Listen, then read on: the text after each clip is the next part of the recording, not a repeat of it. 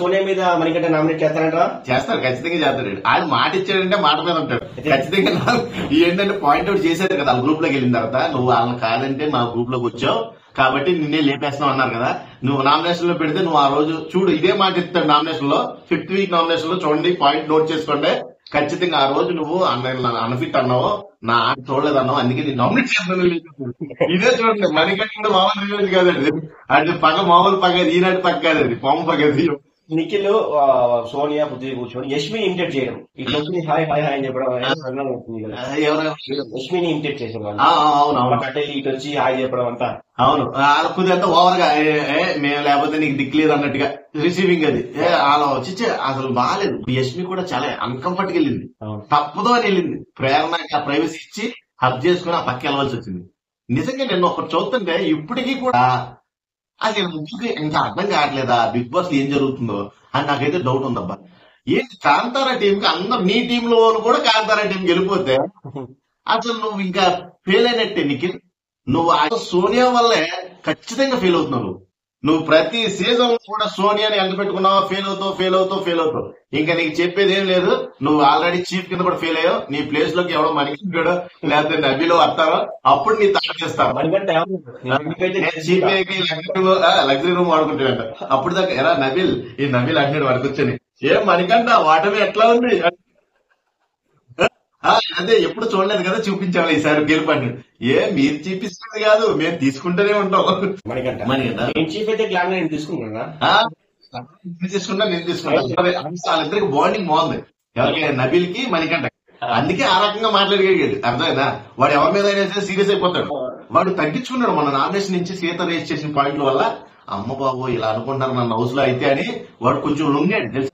నిన్న ఎలిమినేషన్ టైంలో కూడా వాడిని పక్కెట్టేమన్నారు కదా టీమ్ లో ఒకనేమన్నారు. అప్పుడు కూడా సోనియా మీద ఏం ఆర్గ్యుమెంట్ చేయాలి. మామూలు అయితే మామూలు మంది అయితే ఆర్గ్యుమెంట్ చేసేవాడు. నేను కుదరదు అశ్విన్ తీసేసుకోండి లేకపోతే పృథ్వీని తీసేసుకోండి గొడవ చేసేవాడు. కానీ తగ్గిపోతుంది, కొంచెం లోబడి ఉన్నాడు. కొన్ని పాయింట్స్ స్ట్రైక్ అవుతూ ఉన్నాయి. ఓవరాల్ గా నిన్న పిల్ల గురించి యాక్ట్ చేయమన్నారు చూడు, ఆ టాస్క్ అయితే కొంచెం ఎమోషనల్ బాగా యాక్టర్ కదా, ఏమైనా బాగా చేశాడు, వెరీ గుడ్. పిల్ల గురించి నీ దగ్గర ఉంటే ఎలా పిలుస్తావు అంటే నాన్న కన్నా రారా అని బాగా చేశాడు. ఎమోషనల్ అయ్యాం అందరం కూడా.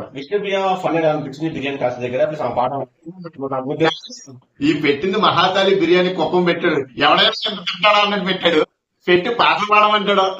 మళ్ళీ బయట మన విష్ణుప్రియ వాళ్ళు ఫుడ్ తింటుంది నీకేమనిపిస్తుంది అంటే నాకు తినాలనిపిస్తుంది సార్. అయితే చూసి ప్లేట్ పాడించింది, మళ్ళీ పాటలు కూడా పాడించాడు. బాబు కప్పుకొని తెలుసుకుని బాబాయ్ విష్ణు. ఓకే, కొంచెం వివాహ భోజనం సాంగ్ పడిందిలే, కొంచెం బెటర్ అని అనుకుంటున్నారు అందరూ కూడా. పర్లేదు, ఇంకా సెట్ అవ్వాలి. నిఖిల్, పృథ్వీ, సోనియా పని అవుట్. నేను చెప్తాను కదా, వీళ్ళు గ్రూప్ గేమ్ మొదలెట్టేశారు ఆల్రెడీ. వాళ్ళందరూ కూడా వీళ్ళు ఎనిమిది లాగా చూస్తున్నారు కానీ గ్రూప్ గేమ్ మొదలెట్టలేదు వాళ్ళు. అర్థం, రియల్ మట్టికి రాత్రితో గ్రూప్ గేమ్ స్టార్ట్ అయింది. నిఖిల్ నీకు ఇంకా బజ్ తగ్గుద్ది, పృథ్వీ నువ్వు బయటకు పోతావు, సోనియా నువ్వు వైల్డ్ కార్డ్ లో బయటకు పోతావు. వీళ్ళు వైల్డ్ కార్డులు వస్తున్నాయి, మనం చేయాల్సల్లా. వాళ్ళు వస్తారు వీళ్ళు పోతారు అంతే. ఖచ్చితంగా ఎక్స్పెక్ట్ చేయొచ్చు. 12 మంది వైల్డ్ కార్డ్ అంటే ఈ ట్విస్టులు టన్స్ అంటే ఇయ్యలేమో బిగ్ బాస్ 8 లో. 12 మంది వైల్డ్ కార్డ్స్ లో వీళ్ళు ఎందుకు తెప్పించుకోరు నాకు తెలిసి. రాత్రి పృథ్వీ కూడా తెప్పించాడు, ఇంకో 10 ఉంటాయి. ఇంకా 10లో వాళ్ళు వచ్చేసింది, సిల్వర్ వచ్చేసింది, ఇంకో 2 తెప్పించారు. ఇంకో 8 కనీసం 2 లోపలికి వచ్చినా 2 బయటకు పోవాలి, 2 లోపలికి వచ్చిన 2. వీళ్ళు టాస్క్లు ఆడాలి ఎప్పుడు, వాళ్ళు వచ్చేది ఎప్పుడు, వీళ్ళు వచ్చేది ఎప్పుడు, అర్థమైందా? నీకు వీక్ లో 2-3 సార్లు తీసే ఆప్షన్ ఇస్తాడు, ప్రతిసారి ఇవ్వదు కదా.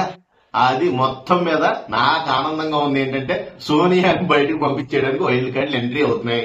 ఖచ్చితంగా సోనియాని, పృథ్వీని నాకు తెలిసి గ్రూప్ గేమ్ ఆడాడు ఇప్పుడు దాకా బాగా ఆడాడు అనుకున్నాడు. నిఖిల్ కూడా అవుట్ అయిపోయింది. ఇంకా రాత్రి డిస్కషన్ అందరికీ క్లియర్ అయిపోయింది, నిఖిల్ కూడా ఆ జాతికి చెందినోడే అని క్లియర్ గా అందరికి ఆడియన్స్ అర్థమైపోయింది. నీకు బస్సు తగ్గుద్ది, నీ ఓటింగ్ తగ్గుద్ది, నువ్వు చీఫ్ కింద ఈ ఒక్క వారంతో నెక్స్ట్ వారం నుంచి నీకు ఆ చీఫ్ స్థానమే ఉండదు చూపు.